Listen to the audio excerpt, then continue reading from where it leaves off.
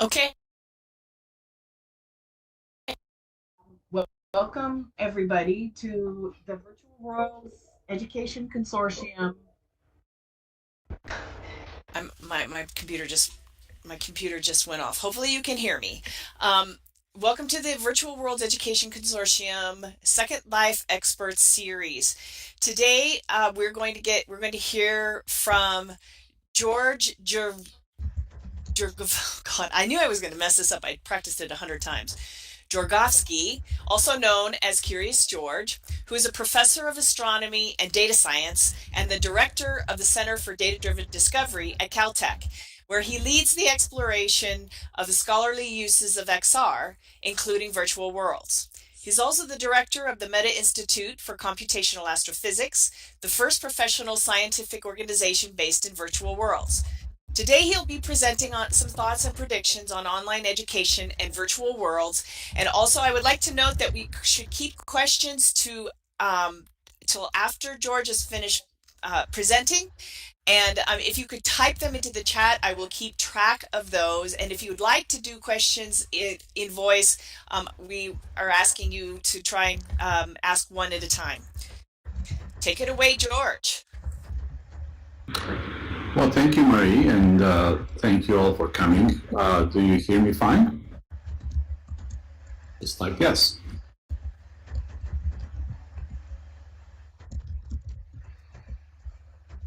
Right. So somebody needs to mute. Okay, I think it was Marie. All right. Well, today I'd like to offer some semi-random thoughts about education in general and online in particular, including virtual worlds. But I should point out that these are really just my own opinions, and some of which you may disagree with, but please wait until the end to ask your questions or comment on them, no matter how outraged you might be. All right, so let's see.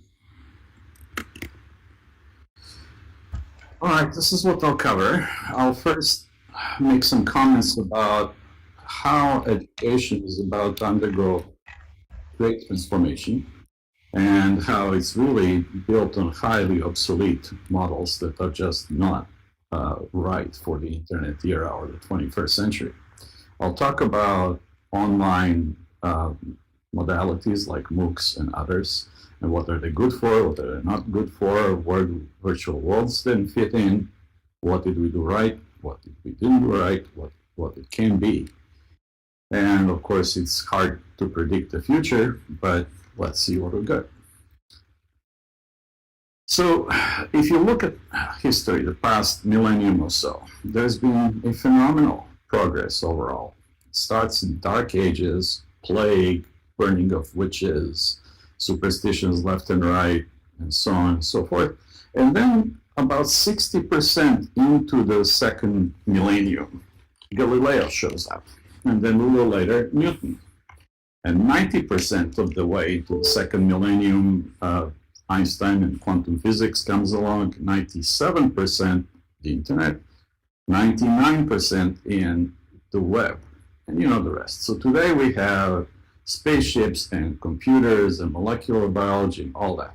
So it's been a great deal of progress overall, but not everything changes that fast. So if you went to a University of Cordoba or Bologna or Sorbonne about 900 years ago, you might see something like this. There is one guy, pencil guys, he's lector, he's reading the Bible, and there's a whole bunch of younger guys writing it all down, the scriptores.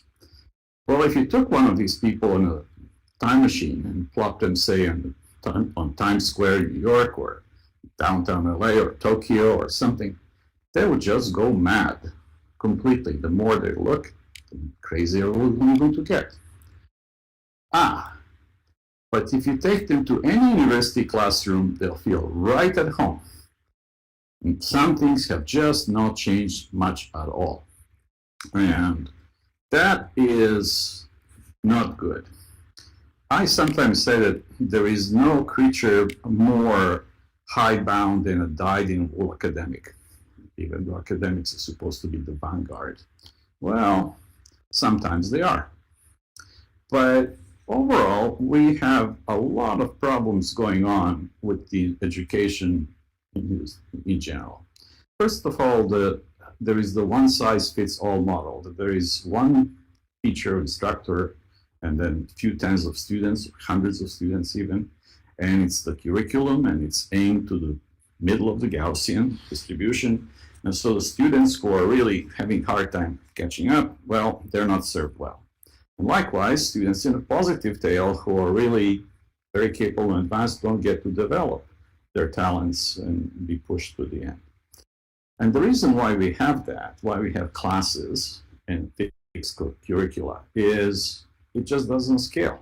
You know, to do it right, to do it in an individually optimized fashion, you have to have more than one teacher per student. And of course, that couldn't happen.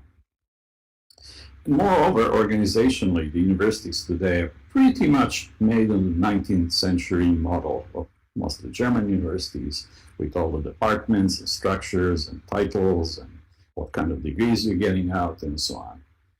And so there is a systemic inertia, and it's also resistance to change. And it's both individual and institutional. And the root cause of this is the discrepancy of timescales. That information technology, the most transformative technology in history, is evolving on more or less Moore's law timescale, a couple of years. Whereas humans evolve on timescale decades, if at all. Education alone is like a 20-year process for most people. And institutions can change on scales of decades to centuries. And I sometimes say that both people and institutions evolve on timescales comparable to their age.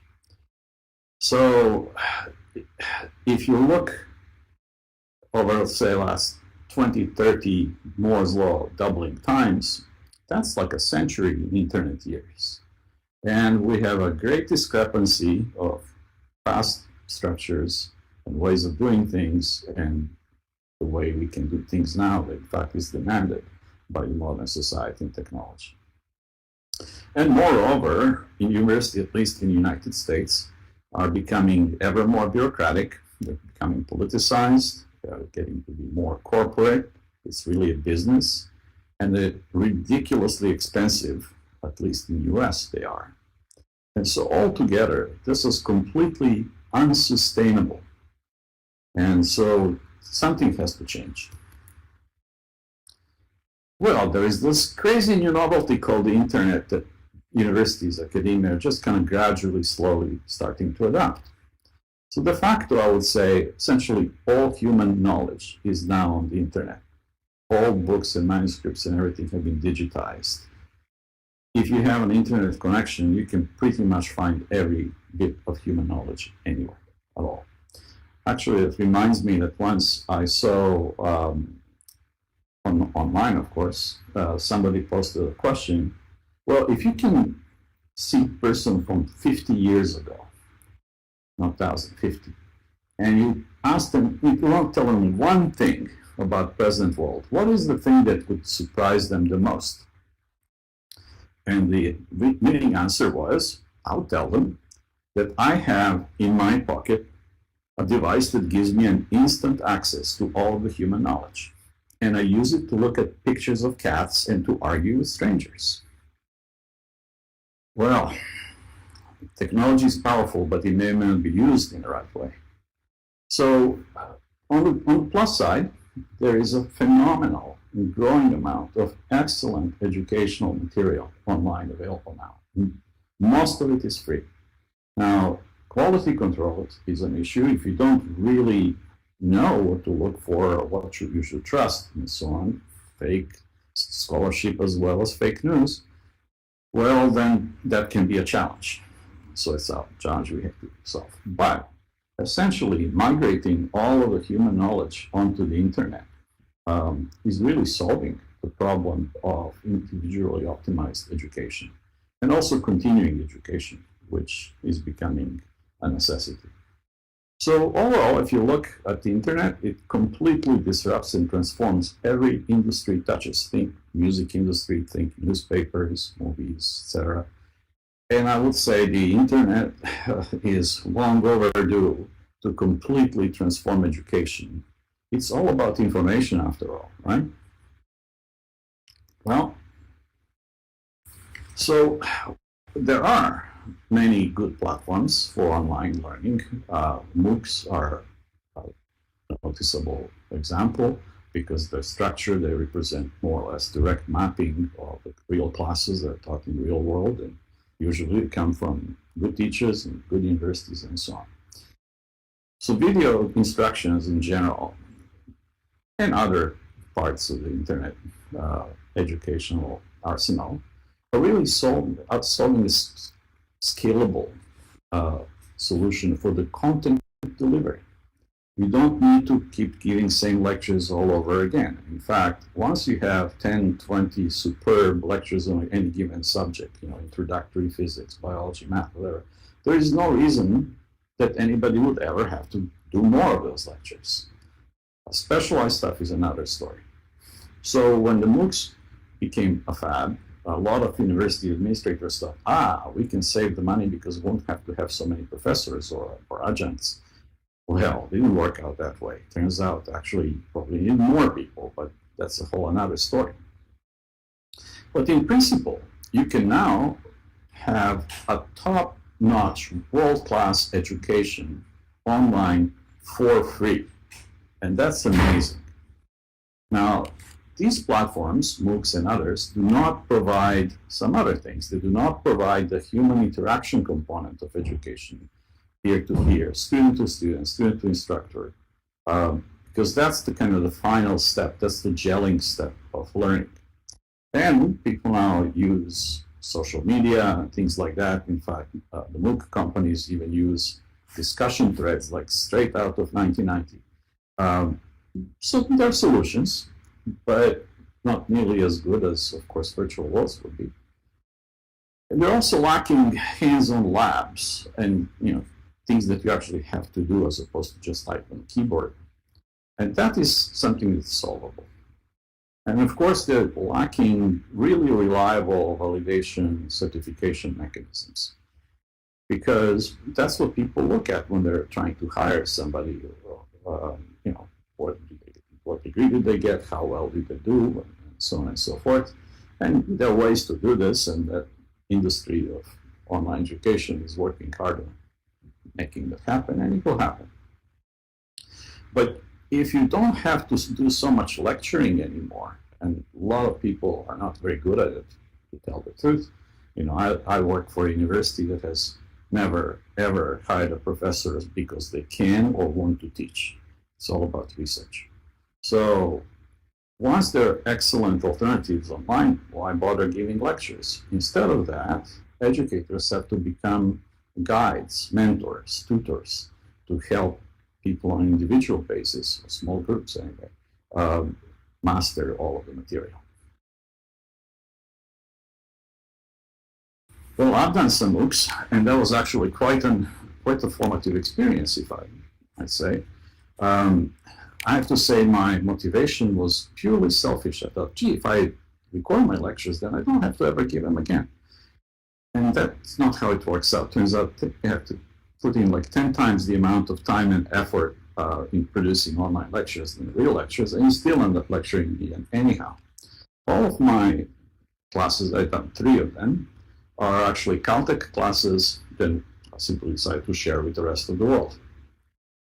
The very first one I did was this one called Galaxies in Cosmology. That's a class for second-year students in astrophysics or physics at Caltech. And, it's a bit of a niche subject. Now, Caltech is a very small school. We take like 250 students per year. And astrophysics is a very small major. So my class has maybe between 6 and 10 students tops, right? There were 6 that year. All right, so within the first couple of weeks of this class, I had 28,000 students sign up for it, and it kept going. It was quite amazing. In the 3 MOOCs that I've done so far, and I admit not really trying very hard, I think there were over 500,000 students worldwide who have taken them. Only 10% may be finished, but nevertheless, those are interesting numbers. And it's really not even close to what real superstars do.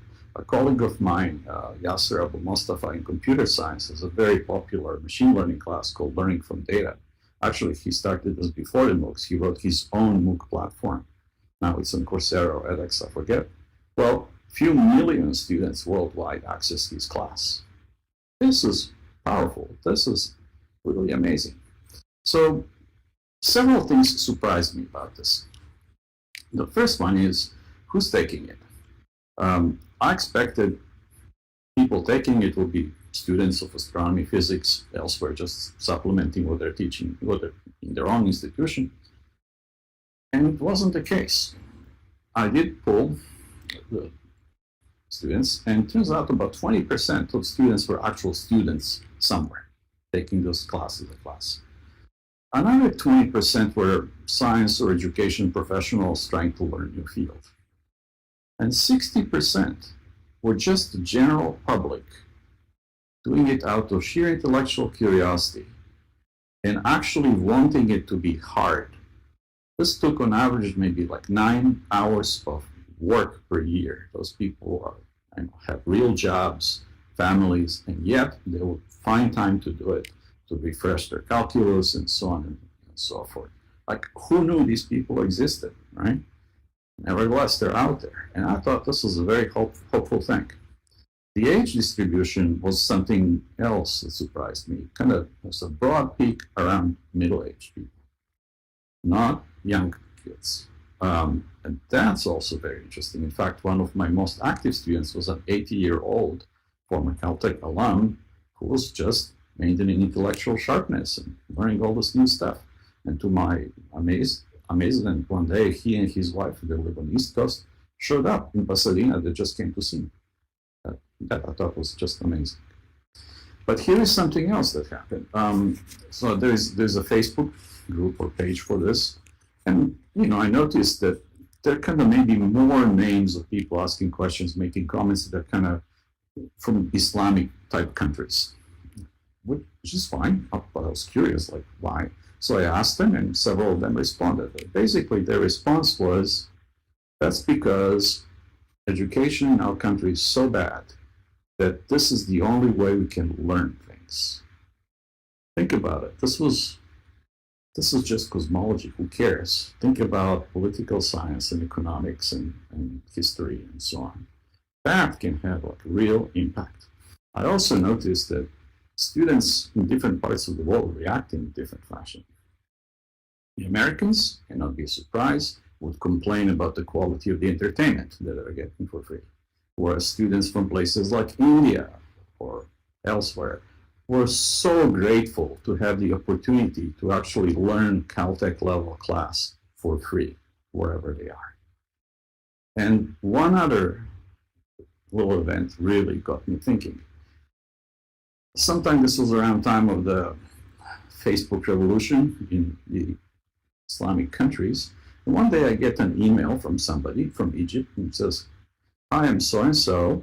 My brother, so-and-so, is taking your cosmology class, and he asked me to convey this message to you." And the message is, "Dear professor, I'm so sorry I won't be able to finish your class. Some date I was arrested by the Egyptian military police during the protests in Tahrir Square, and I don't know when I'll be able to finish this." So I was amazed by this. I mean, if I were arrested by the Egyptian military secret police, cosmology class online would be like the last thing I'd worry about. And yet, he appreciated it so much that he asked his brother out of the jail to tell me that. See, that's the power of this. We tend to be a little spoiled with all this stuff. Anyway, so online education can be a truly powerful and transformative force. Well, I mentioned the two things that MOOCs don't have. One is the hands-on labs, and indeed, in our lab, we've been working on producing those. My colleague Santiago Lombeda's doing most of that work, and we've been working on things called enhanced reality or expanded reality for teaching, ERT. This is programmed in Unity, and it's not being funded very well, so we just make small steps. But the idea is to form these entirely online, virtual, kind of hands-on, so to speak, teaching labs that students can do in their homes or anytime they want. Caltech students in particular love to do stuff at 2 a.m. in their dorm room, and they don't come to morning classes. So, but it's not just for that. Yeah, so that's been kind of moving on slowly. You can read more about this on our website. If you go back to VRTEC on 2 kilometer level, there's a little pavilion, click on panels there, they'll give you links where to read that. We then continue doing this. And virtual worlds by themselves do not fulfill all the needs. Students, for example, like to socialize them on Discord and other platforms. So we started designing and building a really multi-platform software ecosystem for education, where, for example, you do labs that can involve numerical simulations of stuff. And you do that on some serious machinery, but then you pipe in the output into something like a virtual world or other immersive platform like our ERT, and people can look at these results in immersive 3D, and you can also control the simulation from inside the immersive environment, and so on. So that's also something that's been kind of chugging along slowly. But you can't persuade people to just use one platform, and they're not all good for everything. If we have sort of interoperable system that can connect different things for simulations, for interaction, for lecturing, for socializing, then that can actually be something that's really more interesting. Okay, well, finally, let's talk about virtual worlds. First of all, what are they really good for? And as all of you know, they're really good for the human interactions because they provide a superior sense of actual presence. And so therefore, anything that requires interaction, like discussions or seminars, office hours. By the way, I did have office hours in Second Life for my cosmology class. So it's also collaborative space, whether collaboration is working together on homework or scientists working on a scientific problem. And of course, it can be creative venue for some types of creativity, building things, art of different kinds, and so on.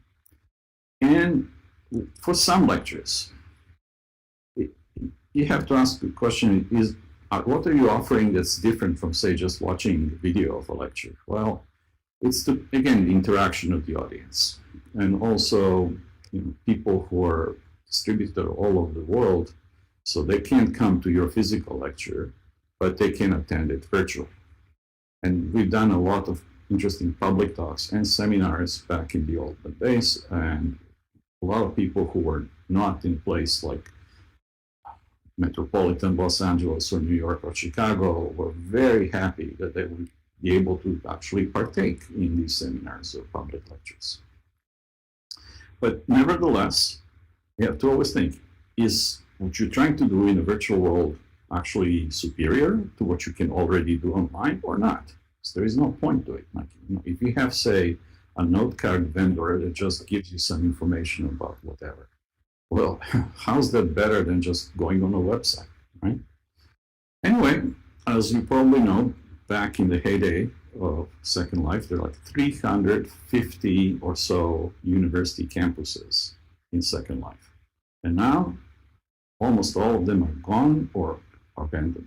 And there are reasons for this. It was really a hype. There was no reason for them to have those campuses back then. So after the initial excitement, it all kind of pulled back. And that's something that's worth analyzing. Well, I have to mention this Meta Institute for Computational Astrophysics. With some colleagues, we run this project as an experiment funded by the National Science Foundation to basically see what this technology can do for us in science and education, scholarship in general. And so we did have classes, we had collaboration meetings, we had professional seminars. Here is a snapshot from one given by a gentleman who's a friend of mine from back in grad school, John Matter, who's Nobel laureate in physics for his work on cosmic microwave background, and who was then, and still is, the project scientist for James Webb Space Telescope. So that's the quality of the stuff that we're able to do. Yeah, sometimes we have to really drag colleagues kicking and screaming to give seminars in Second Life. This is described in a report. I've written down the link. You can go and take a look. But remember, that was like 10, 12 years ago. And things have not gotten much better since then, which is pity. Well, my kind of second coming, so to speak, into Second Life or virtual worlds as educational project. I mean, we've done stuff in Open Simulator, Caltech students building stuff there, doing data visualization, but it kind of fizzled out after a few years. But then it came back with the pandemic. Not so much for lecturing, because fortunately or unfortunately, Zoom became de facto standard of online lecturing. But we found that there is a much bigger problem, that students are really suffering from lack of social environment they normally have, from their peer networks and so on. And typically, we actually encourage our students to work together on homeworks and so on. And Caltech in particular is a little strange place. There are all these super smart little science nerds that each of them was the smartest kid in their high school, and they come on Caltech, and somebody's got to be at the bottom, and so it's all very stressful. It's a very different environment. But Caltech students are extremely supportive of each other and help each other, and they learn from older students. And yet, with the pandemic, all that was gone. So we were really worried about their mental well-being and so on. And that was the reason why I built VWEC. Not so much a place to study, although they can do that. They can work on homework together and talk about whatever they want to talk. But just to relax, just to have a pleasant social environment, right?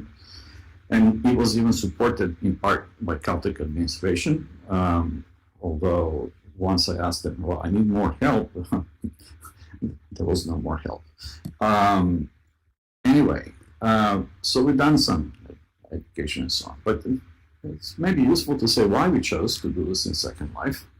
I looked around, and as you know, probably different virtual worlds were popping like mushrooms, and most of them, shall we say, not very good. And I will not mention any names for Bella.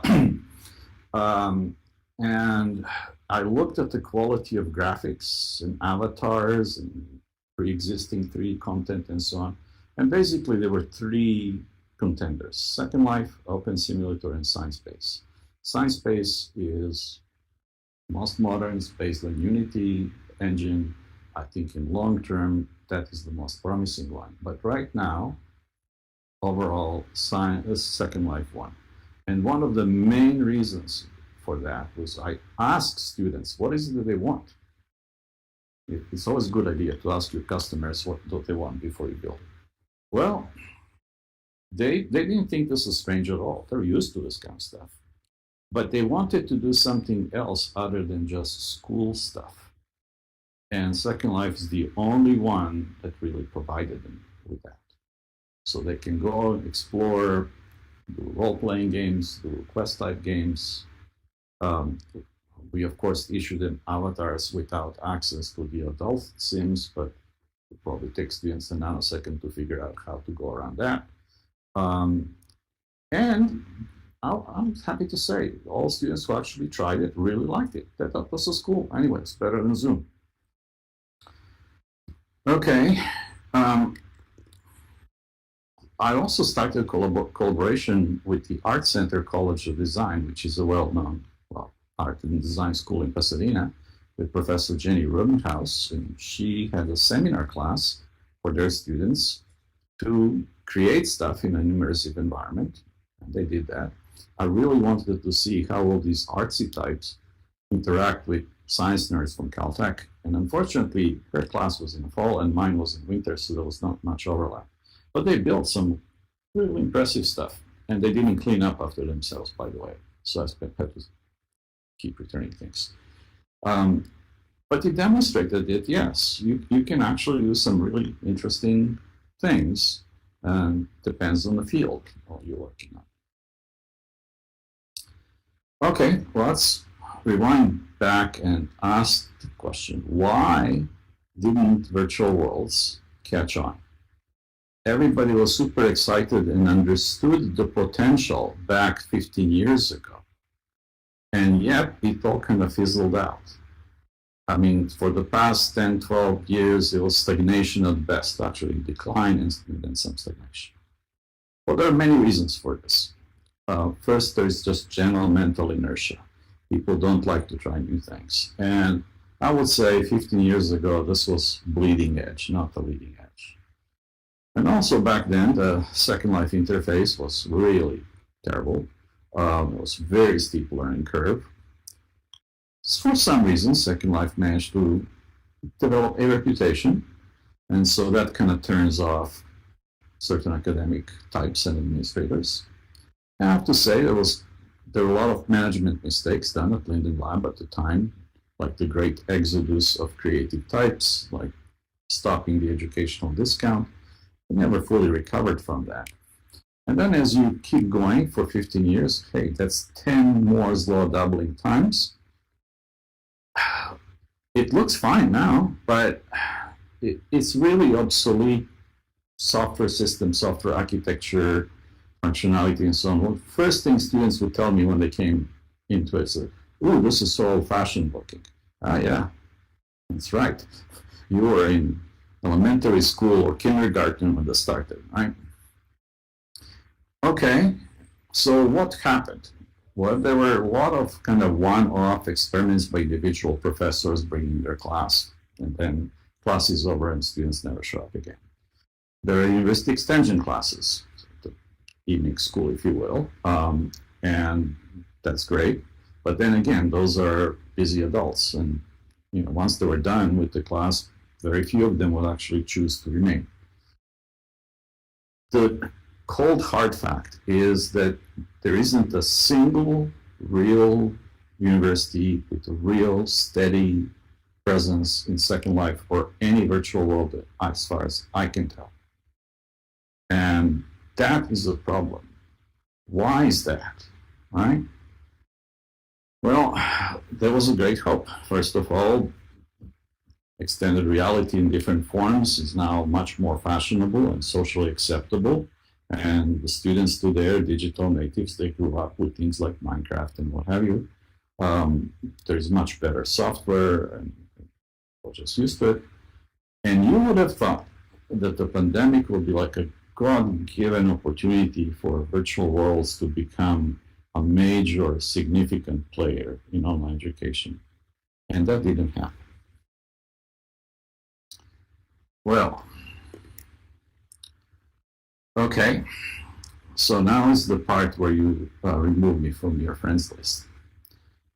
There's some hard truths to swallow here, and I'll force feed them to you. The first one is, well, how are we doing? And the answer is not well at all. We, as a community of, say, education enthusiasts in virtual worlds, basically failed to really promote and establish this platform as a viable alternative to things like Zoom and conferencing software and so on, even with the pandemic. And there are many complex reasons for this, which we can debate later. So it's not all our fault, but it is partly our responsibility. Now, the second one is, so you think you're an educator. Well, are you really? Some of you are. So if you are qualified to teach, if you are teaching a real class to real students in a real-life university or other educational institution for real credit and structured educational process, or if you're a professional that supports such activity, librarians, I love librarians, are great. Instructional technologists, which are becoming a necessity, even administrators, God forbid, or retired educators who just support these activities as I describe them here, then yes, you can call yourself a proud educator. However, if you're not fitting into that definition. If you're just having essentially a hobby, a sim that you are thinking doing education or education adjacent or role-playing education or doing what I call edutainment, like once a week there is 1 hour popular lecture or maybe book club or things like that, or pseudo education. You can all figure out what that means. Well, then I don't know. And I have to ask, who is learning? Is it just your friends in Second Life or random other comers in Second Life, or are there some real students? What are they learning? Are they learning some useful skill that will actually make a difference in the real world or not? So are you actually having any useful impact in the real life? And I'm afraid the good chunk of what passes or is labeled as education in Second Life, never mind other virtual worlds, really falls in this category. So there is precious little genuine education going on, in spite of the efforts of all people, or maybe you here, for example. But for some reason, this is not working. And the reason it's not working, it's not about you folks. It's not about people who are in Second Life.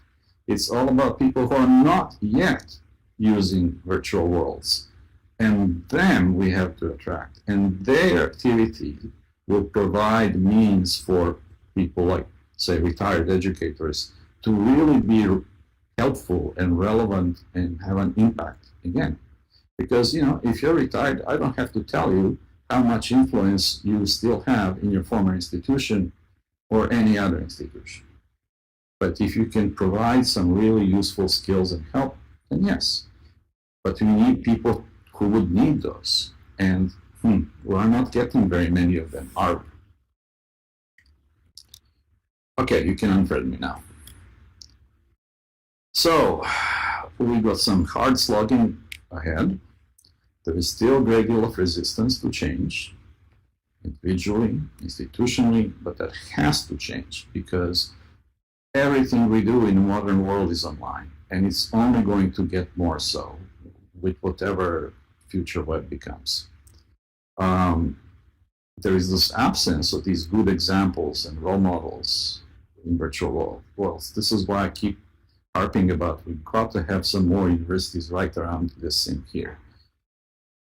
I actually have certain street credibility in some academic circles, and you know, if I tell people you got to see this, they will come. I don't want to bring anybody in because there is nothing to show them yet, and you only get one chance. If they're not impressed right off the bat, they'll never come back. And so it's a chicken and egg problem, and it's a real problem. Second thing is we missed the boat with the pandemic. Everybody's so sick and tired of online education. They really don't want to think about it anymore. But online education is here to stay for all the other good reasons that I talked about earlier. And then one pet peeve that I have is, well, first the poor graphics quality, and then non-professional looking avatars. I mean, who wants to look professionally as a juvenile cartoon? Think about it. I mean, there are reasons why a lot of virtual worlds, especially those that run through web browsers, have grossly oversimplified avatars because it takes a lot of oomph computationally, graphically to generate proper avatars. And web browsers limit you from actually using resources of your machine for security reasons. This is why when you download one of these browsers for Second Life, they'll ask, are you sure you want to download this? This can damage your computer. Yeah, it can, because it has to have access to all of the memory and graphics and everything.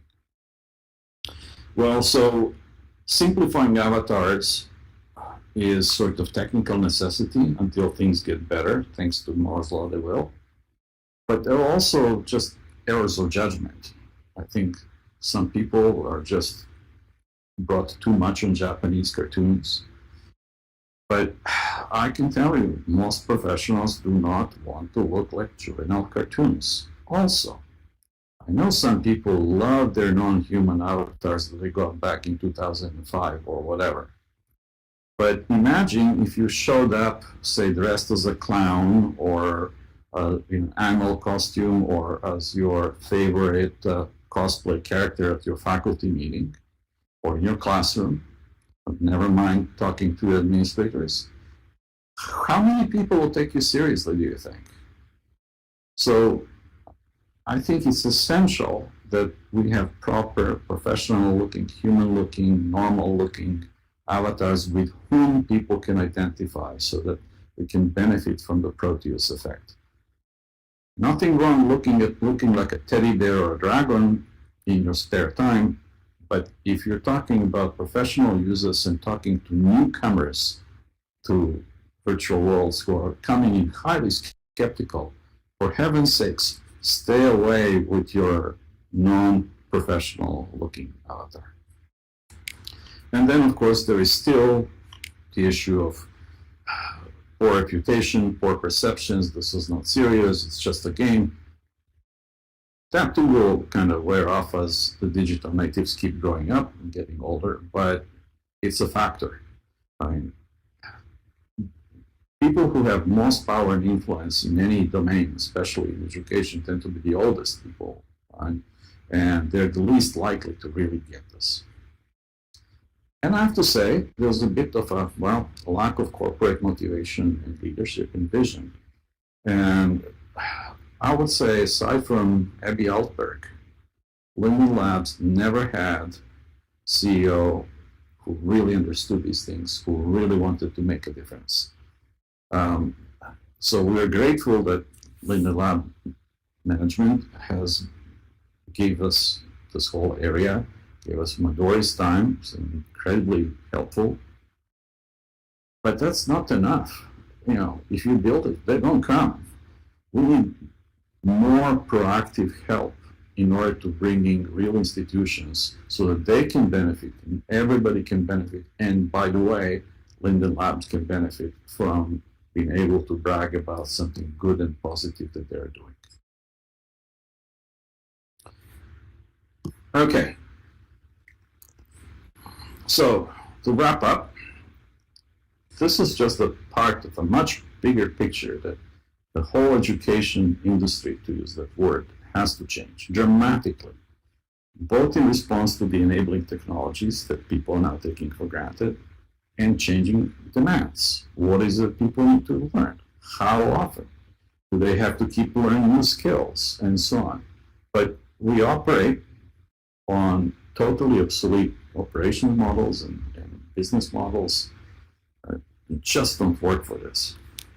Instead, I think what we ought to be looking at is, instead of having like 3 or 4 different kinds of degrees, like bachelor's, master's, PhD, or whatever, and maybe 1,000 different kinds of degrees for different levels of depth and specialization and so on, that are optimized for a given person and optimized for whatever that person is going to do in real life. You know, an employer may look at like, well, hire an engineer. Do they know any engineering? I don't care if they know anything about art history. Or could be the other way around. So we need to kind of break out of these one-size-fits-all way in which we have structured formal education. And there should be different types of education organization. You know, I think something like Coursera is an education organization, and it's definitely not a university that's been certified to teach. Well, and of course, the whole history of internet is we move away from bricks and mortar to virtual spaces, whether it's for shopping or entertainment or why not learning, right?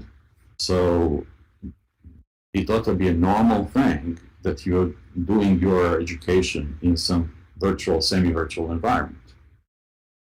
And virtual worlds are one component of this. Virtual worlds are, I think, the intermediate stage between 2D web and the future 3D web, whatever that gets to be called. And then there is also the whole story about use of AI. We're at the end, the start of the AI era, and education will benefit from it as well. I have no time to talk about it. That's a whole another big subject.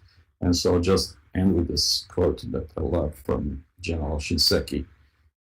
A lot of people don't understand this. So with that, I'm going to stop and take questions. And thank you all for being here and listening. Well, that was really a great talk. I did have one question that came through asking about, but basically saying that Second Life has a class system. In real life, an upper class is akin to Second Life's paid accounts that draw artistic and educational elements. Are we doing ourselves a disservice by not demanding that Linden Labs offer discounts for education and art, even at our own expense? Well, that's a question for Linden Labs, isn't it? Right? Or did I misunderstand that? Yeah, sorry about that. My phone is ringing, of course, as soon as we need to ask questions. So if anybody has questions, you can either speak up or type in the chat. But until then, I had a question, and I was really impressed by the slide that you put up about the NSF grant. What was the outcome of that grant? What were the results on that? Well, I mean, we wrote our report. I gave you the link.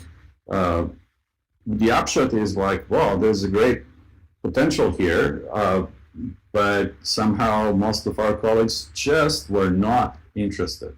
They thought, this is too weird. This is a game. I mean, some liked it, but most didn't. So it was too early. And now I think, hopefully, that people won't react so negatively to it.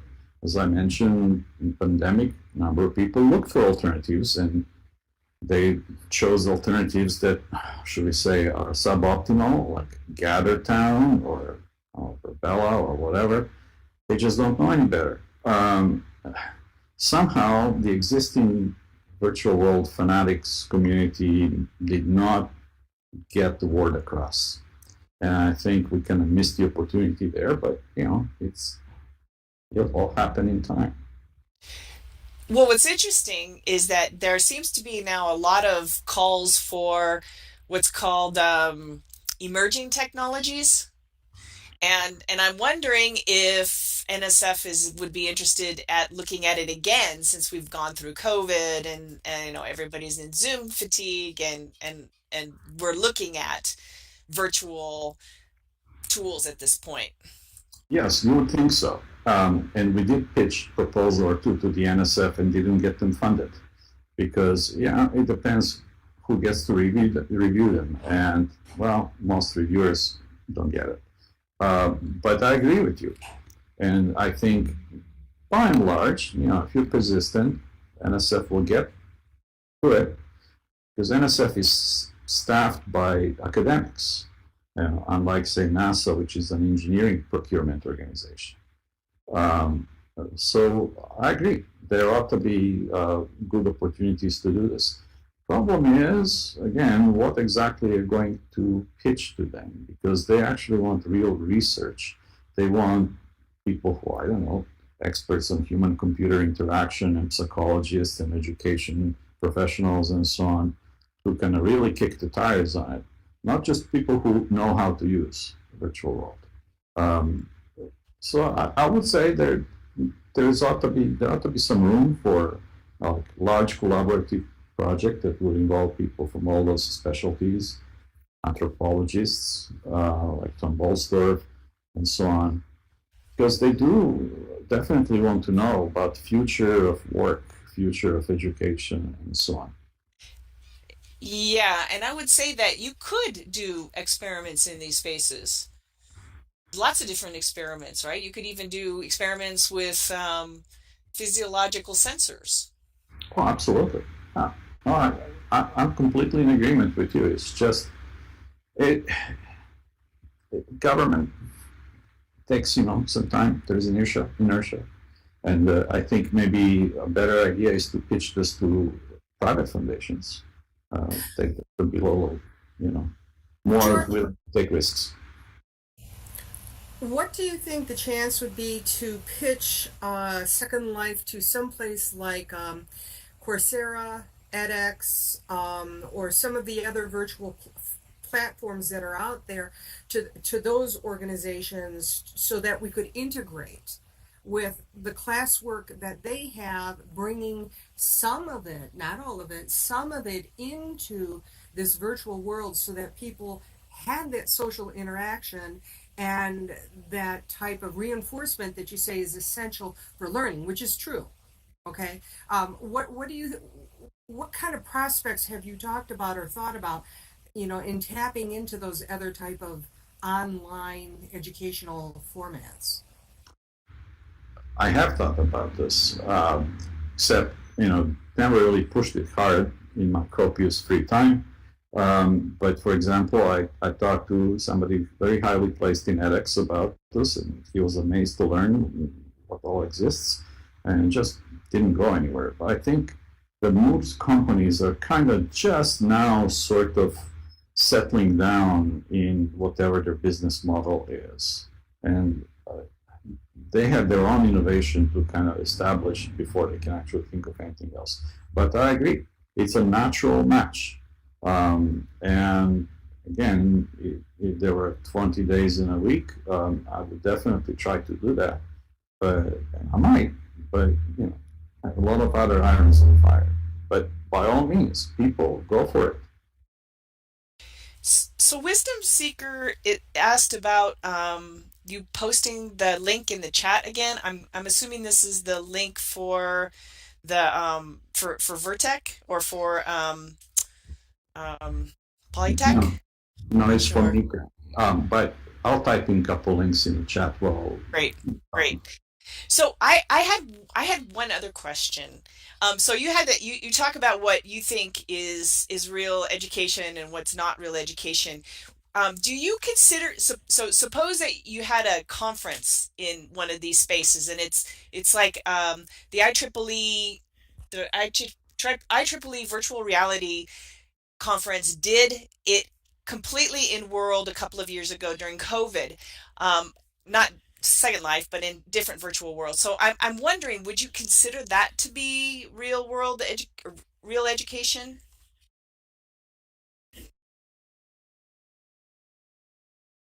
Well, conferences are an obvious thing, and we actually had conference way back when in Second Life, and my friend Krista Lopes from UC Irvine, you may know her as Diva Canto, one of the creators of OpenSim. She's been very big on this. It's an obvious thing that you want to do conferences in virtual worlds, if for no other reasons because of the environment. Instead of flying all around the world, creating more global warming, you can spend a lot less electricity while still doing it from your office or your home. So I would say conferences would be a good thing, but I would say that's part of a broader scholarship, not education directly. Nevertheless, it's another one of the killer apps which I've been trying to sell to my colleagues since about 2008. So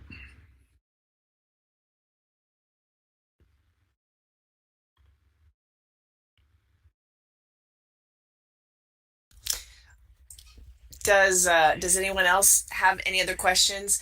I did want to announce that once the formal part of this presentation is over, we are going to go do a after party over in the Commons area here on the Welcome Plaza, so we can continue to pepper George with questions.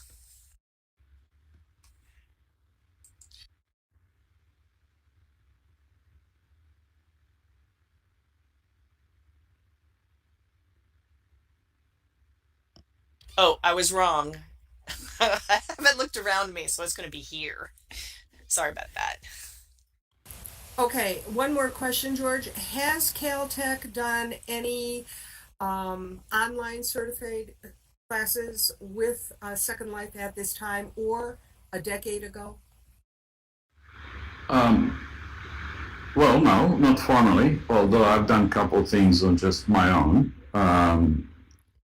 Seminar class once, and then I used it a little bit with a recent version of my cosmology class back in 21. But as an institution, no. In fact, our current administration does not like MOOCs at all. They do not understand them. There were maybe 10 Caltech professors who have done MOOCs for various reasons, mostly like myself, wanted to see how well this worked. And they were very popular. And we found out that a lot of online students, serious online students, want things to be Caltech hard. They're not looking for 1 hour per week watching Nova or whatever. They want it hard. And they're so proud of finishing these classes. And of course, then there are all these students from outside US who are so thrilled to be exposed to these classes. I think that probably what I've done in MOOC space has the biggest impact of anything I've done in education, which is a low bar to begin with, but okay. I can see that. So then your suggestion might be that, because remember, I had wanted to see museum education or museum training take place in Second Life, in this virtual world. So then as educators, it would be up to each educator individually to bring in the stringent and rigor of their class or something, and have the high expectations and their students produce. Would that, do you think, suffice? I mean, I know it's up to the university whether or not they would, or high school, whether or not they would accept a student working in a virtual world, but the de rigueur has to be brought by the teacher themselves, I would think. Absolutely. And, yeah. That's everybody who's done classes in Second Life aim to that very exact level of rigor. But universities are real world institutions, and students are getting real world credit. Now, professor can decide that, well, in this particular class, this is how we're going to do it. And that's fine. That does not oblige the institution to do anything, as long as professors can guarantee that, that at least it is maintaining the quality and the standards that are expected. Yeah. It's really hard to persuade university administrations to do something drastically new. There's a saying among the university presidents that it's easier to change the course of history than to change a history course. There's a lot of truth in that. Yeah, well, I also think that part of the problem is that a lot of people, like you're saying, the universality of being able to do online education, a lot of people in other countries are using their phone and tablet to access the internet. So, or in rural areas, let's say in America, they're being given Chromebooks, and Chromebooks do not support the sophistication of Second Life. So, what's the solution? Do you try to develop something that is an extension of Second Life, but very simple on the internet, or do you simplify Second Life? What do you do? That's a long-standing challenge. The reason why this is hard is that tablet devices, mobile devices, do not have the compute and graphics power that's required to do virtual world like this. And then again, this will be a problem that technology will solve eventually. But there have been attempts to do this. None of them really looks very good. And it's just a hardware limitation. These devices all have completely different operating systems and so on and so forth. But I agree with you, that ought to be like, if I were a company running a virtual, that ought to be like the #1 development goal, because if you could have really high quality virtual world working on a mobile device, that will just open vastly larger market share.